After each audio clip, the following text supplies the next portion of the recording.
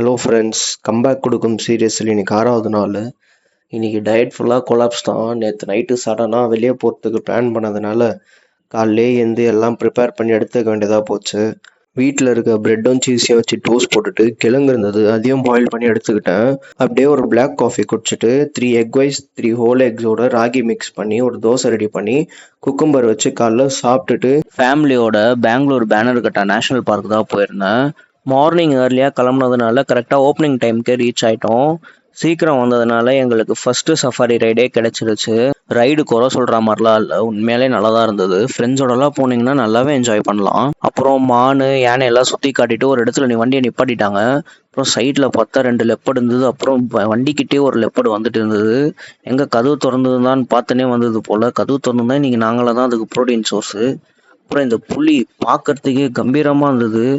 ரைடை முடிச்சுட்டு butterfly park போகிறதுக்கு முன்னாடி எடுத்துகிட்டு போன கிழங்க சாப்பிட்டுட்டு வே ப்ரோட்டீனையும் குடிச்சிட்டு பட்டர்ஃப்ளை பார்க்குக்கு போயிட்டோம். ஆக்சுவலாக அது ஒர்த்தா இல்லையான்னு தெரில, ஆனால் நீங்கள் நல்ல நல்ல ஃபோட்டோஸ் எடுத்துக்கலாம் உள்ள. அப்புறம் பார்த்தீங்கன்னா கூட்டமாக உட்காந்துருந்தது. நிஜமாலே அது பார்க்கறதுக்கு பிளாஸ்டிக் பொம்மை மாதிரி தான் இருந்தது. அப்புறம் கிளம்புறதுக்கு முன்னாடி ஒரு பனானாவும் எடுத்துகிட்டு போன சீஸ் டோஸ்ட்டும் சாப்பிட்டுட்டு வர வழியில் நைதி மந்தில் ஒரு ஸ்டாப்பிங்கை போட்டு வீட்டுக்கு கிரில் சிக்கனும் மந்தி ரைஸும் வாங்கிட்டு வந்தாச்சு. அதோட சாப்பிட்டு தூங்கினது தான். நைட்டு எழுந்து குளிச்சுட்டு 2 முட்டை தோசை ஊற்றி சாப்பிட்டு இன்னைக்கு டேவை கம்ப்ளீட் பண்ணிட்டேன் ஃப்ரெண்ட்ஸ்.